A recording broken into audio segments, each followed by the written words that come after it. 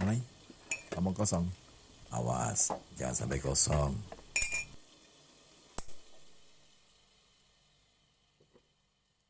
Ya, siang hari ini mumpung nggak ada kegiatan, akhirnya saya manfaatkan waktu untuk ya sedikit mengulang membaca novel yang ditulis oleh Ihsan Banu dan Kurnia Effendi.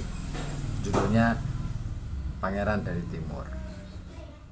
Ini novel yang berlatar belakang kisah semacam biografi ya, dari seorang seniman asal Indonesia, asal Jawa, seorang pangeran, seorang ya boleh dibilang seniman maestro, yaitu Raden Saleh. Nah, apa yang menarik dari buku ini sebenarnya banyak hal, tapi saya ingin menyoroti satu hal terlebih dahulu, yaitu mengenai keberadaan kafe. Wah, novel ini cukup panjang menceritakan atau memasukkan bagaimana kemudian kehidupan di dalam kafe-kafe atau kafe-kafe itu tumbuh dan berkembang di masa itu, menjadi bagian dari ruang untuk saling bertukar ide, saling bertukar gagasan, dan menjadi ruang bagi para pemikir untuk bisa berbagi banyak hal. Nah, sehingga Raden Saleh pun menjadi bagian dari kehidupan kafe di Eropa pada waktu itu, terutama di Prancis, di Paris. Nah, kenapa itu menjadi hal yang penting saya sebut di awal? Karena begini, Pekalongan sekarang ini sudah begitu menjamur bisnis kafe, kedai kopi. Bahkan tidak hanya Pekalongan, di sejumlah daerah termasuk Batang, Pemalang, dan di seluruh, bahkan mungkin di seluruh Indonesia akhir-akhir ini ya. Tapi secara khusus, secara spesifik saya ingin melihat bagaimana dengan kafe-kafe di Pekalongan dan sekitarnya. Apakah dia apa ya, memberikan dukungan kepada kehidupan dunia literasi? Ini dia yang masih menjadi pertanyaan besar, karena seperti omong kosong yang saya unggah di episode sebelumnya, bahwa jika dulu kafe-kafe tumbuh subur karena banyaknya orang-orang ataupun banyaknya para pemikir, dan kemudian laju pergerakan literasi menjadi tumbuh juga di kafe-kafe, maka apakah sekarang juga akan seperti itu? Nah, memang ya, kalau kita bicara tentang pergerakan literasi di Kota Pekalongan khususnya, mungkin masih cukup terbatas, meskipun sebenarnya pegiatnya banyak, pegiatnya ada, ruangnya juga sebenarnya ada, tetapi mungkin event yang mungkin masih belum cukup banyak digelar. Tetapi jangan lupa bahwa beberapa teman-teman penggerak media, pegiat literasi ini nampaknya sudah mulai melek, dalam arti mereka hendak mencoba membangun sebuah habit baru, sebuah kebiasaan baru, yaitu menggelar event-event literasi, diskusi buku, kemudian launching buku dan sebagainya. Nah, tapi berbicara literasi, pergerakan literasi, apakah hanya itu? Ternyata tidak. Kalau merujuk pada atau mengacu pada apa yang disebut oleh UNESCO misalnya, sebuah kota akan dinyatakan atau bisa mengajukan diri sebagai kota literasi atau kota sastra dunia ya, kota sastra dunia, apabila dia memenuhi 3 elemen dasar dalam gerakan literasi.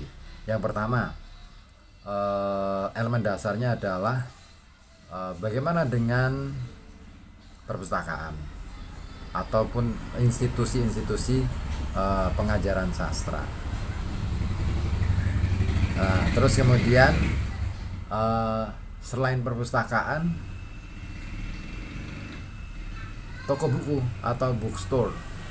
Nah, kita lihat sendiri Pekalongan gimana ya. Dan yang ketiga adalah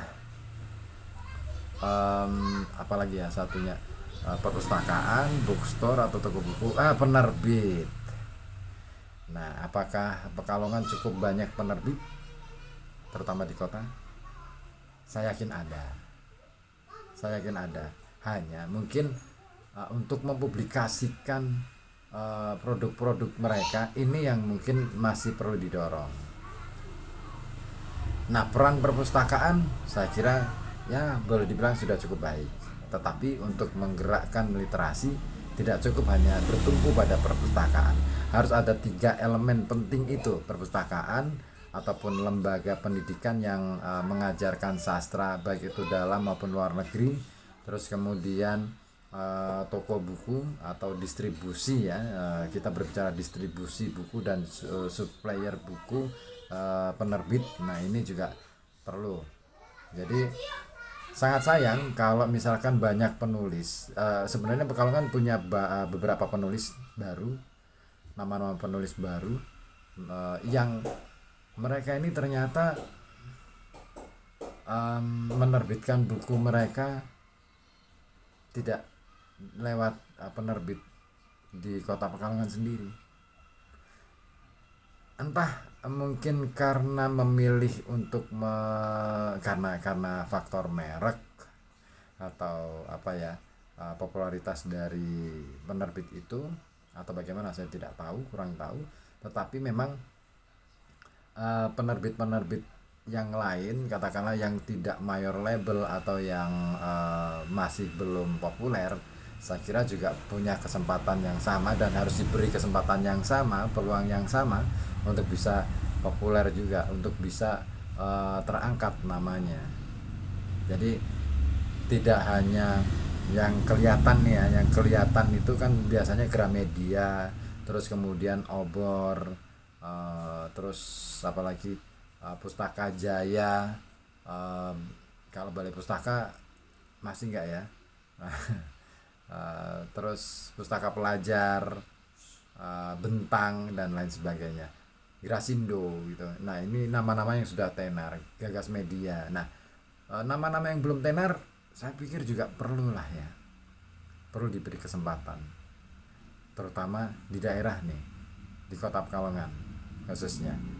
Perlu, saya kira lebih banyak orang yang mau membuka usaha untuk penerbitan buku, dan itu bisa menjadi bagian dari penerbitan buku akan sangat mendorong dan mendukung bagaimana kemudian kota Pekalongan lebih dikenal oleh banyak orang, terutama apabila para penulis-penulis muda yang ada di Pekalongan ini lebih banyak menuliskan tentang Pekalongan, isu-isu yang ada di Pekalongan.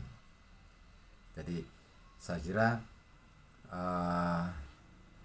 sangat penting keberadaan buku saat ini, meskipun orang-orang mungkin sudah mulai beralih ke media baru atau media sosial, tapi bukan berarti buku ditinggalkan. Enggak, ada masanya nanti akan kembali kepada buku. Saya kira itu omong kosong kali ini. Ketemu lagi di omong kosong episode berikutnya kapan-kapan. Terima kasih.